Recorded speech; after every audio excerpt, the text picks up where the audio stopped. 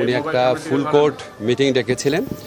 তো এটা আপনার ছাত্র জনতার পক্ষ থেকে আমি একটা স্ট্যাটাস দেখেছি, আসিফ মাহমুদ বলেছে যে এটা কারোর সাথে কনসাল্ট করে নাই উনি, এটা যেভাবে ডেকেছেন এটা মনে করা হচ্ছে যে এটা একটা যে স্বৈরাচারী পরাজিত শক্তি ছিল তাদের পক্ষের একটা মুভ, আমি যতদূর মনে করতে পারি। তো আমি এই ব্যাপারে কমেন্ট করার আগে কয়েকটা কথা বলতে চাই। দেখেন, আমাদের প্রধান বিচারপতি অত্যন্ত শ্রদ্ধেয় উনি, তো ওনারা কিছু ব্যাপারে তো প্রশ্ন ছিল, বিশেষ করে যখন এই আন্দোলনটা হচ্ছে তখন উনি প্রশ্ন করেছিলেন আন্দোলন করে কি রায় পরিবর্তন করা যায় কি না।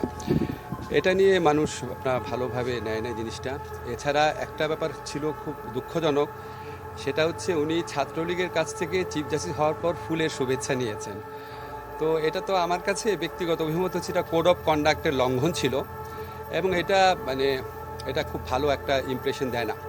এবং উনি ডিবি পুলিশের যে প্রধান হারুন, যার নানান আপনার কি বলবো তার সম্পর্কে নানান প্রশ্ন রয়েছে, এবং উনি আমাদের এই ছাত্র আন্দোলনের সমন্বয়কদেরকে ধরে নিয়ে নির্যাতন আটকে রাখা এটার মূল ব্যক্তি ছিলেন। তো ওনার কাছ থেকে উনি একজন ডিবি পুলিশের প্রধানের থেকে উনি সোনার তরবারি উপহার নিয়েছিলেন। তা আমার তখন খুব অবাক লেগেছিল, এবং উনি বিদেশে গেলে বিভিন্ন আওয়ামী লীগের যে নেতৃবৃন্দ আছেন ওনাদের বাসায় থাকেন। তো এইসব কারণে এমনি তো ওনাকে নিয়ে কন্ট্রোভার্সি ছিল।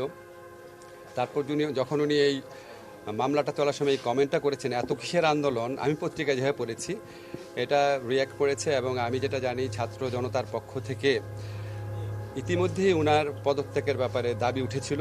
আজকে বোধহয় সেটা আবারও বলা হয়েছে, যেহেতু উনি ফুল কোর্টের মিটিং ডেকেছেন।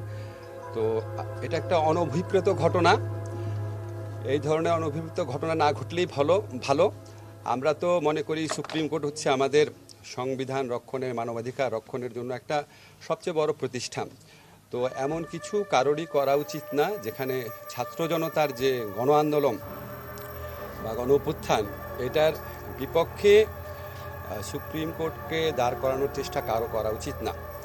আপনারা ইতিমধ্যে দেখেছেন দেশের পুলিশ বাহিনীকে এই গণ আন্দোলনের বিপক্ষে দাঁড় করানোর কী পরিণতি হয়েছে।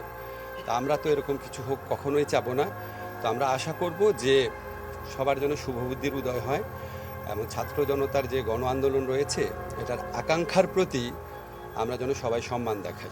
আমি শুধু বলি এইটার মেয়াদের ব্যাপারে এখনও কোনো কথা হয়নি। আপনাদেরকে দুইটা জিনিস মাথায় রাখবেন কাইন্ডলি, সেটা হচ্ছে রাজনৈতিক দলগুলোর প্রত্যাশা থাকবে যে যত তাড়াতাড়ি সম্ভব নির্বাচন, আবার এই দেশের সাধারণ মানুষের যে সংস্কার আকাঙ্ক্ষা সেখান থেকে প্রত্যাশা থাকবে এই সরকার যেন জরুরি কিছু সংস্কার করে যায়। কারণ আমরা দেখেছি অতীতে পুলিশ, বিচার বিভাগ, দুর্নীতি দমন কমিশন সহ বিভিন্ন রাষ্ট্রীয় প্রতিষ্ঠানকে, এমনকি পাবলিক বিশ্ববিদ্যালয়কে, এগুলিকে জনগণকে নির্যাতনের ওয়েপন হিসাবে ইউজ করার চেষ্টা করা হয়েছে। আমরা এই সমস্ত প্রতিষ্ঠান থেকে কিছু কিছু ভালো সার্ভিস পেয়েছি, এই সমস্ত প্রতিষ্ঠানেও কিছু কিছু ভালো মানুষ আছেন, কিন্তু পুরা সিস্টেমটা এমনভাবে দাঁড় করিয়েছিল যে এগুলি আপনার ভিন্নমত পোষণকারী মানুষ, মৌলিক অধিকার চর্চাকারী মানুষের জন্য এই প্রতিষ্ঠানগুলো একটা আতঙ্কে পরিণত হয়েছিল। তো এই সংস্কারের আকাঙ্ক্ষা মানুষে আছে, সংস্কারের আকাঙ্ক্ষা এবং নতুন নির্বাচনের আকাঙ্ক্ষার মধ্যে সমন্বয় করে যেটা যতদিন থাকা দরকার ততদিনই আমরা থাকবো, বেশিও না কমও না। ব্যক্তিগতভাবে যদি আপনাকে বলি, আমি আমার বিশ্ববিদ্যালয় শিক্ষকতার জীবন মিস করি, আমি আমার উন্মুক্ত ফ্রি জীবন মিস করি। আমার ব্যক্তিগত অভিমত হচ্ছে আমি আমার যত তাড়াতাড়ি সম্ভব কাজ শেষ করে কবে আমি আমার সেই জীবনে ফিরে যেতে পারবো যেটা আমার ব্যক্তিগতভাবে আমার জন্য অনেক বেশি এনজয়েবল। ফলে আমার ব্যক্তিগত অভিমত এটা, কিন্তু দায়িত্বের জায়গা থেকে আমাকে এখানে আমাদের অন্যান্য উপদেষ্টাকে আমাদের যে দায়িত্বের জন্য আমরা আসছি সেই দায়িত্ব আমরা পালন করার চেষ্টা করবো। আপনাদের যে প্রতিষ্ঠানগুলোর নাম বলেছি, ভুলে নির্বাচন কমিশন বলতে ভুলে গেছি। নির্বাচন কমিশনের ভূমিকা তো আপনারা জানেন।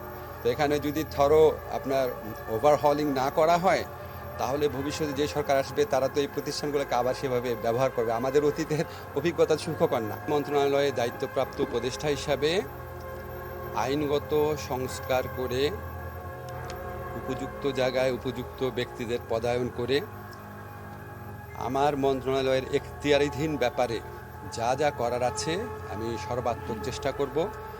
আমি এই পজিশনে এসেছি, এটা আমি মনে করি এটা আমার একটা দায়িত্ব। এটা ছাত্র জনতার আকাঙ্ক্ষাকে প্রতিনিধিত্ব করার দায়িত্ব। আমি আইনের শিক্ষক, আমার অনেক ছাত্র আছেন লোয়ার জুডিশিয়ারিতে, হায়ার জুডিশিয়ারিতে। কিভাবে মিসক্যারেজ অফ জাস্টিস হয়েছে, বিচারের নামে কিভাবে হয়রানি হয়েছে, ন্যায় বিচার থেকে বঞ্চিত করা হয়েছে, এই পুরা প্রক্রিয়াটা সম্পর্কে ইনশাআল্লাহ আমি জানি। আমি আমার সাধ্য মতো চেষ্টা করব।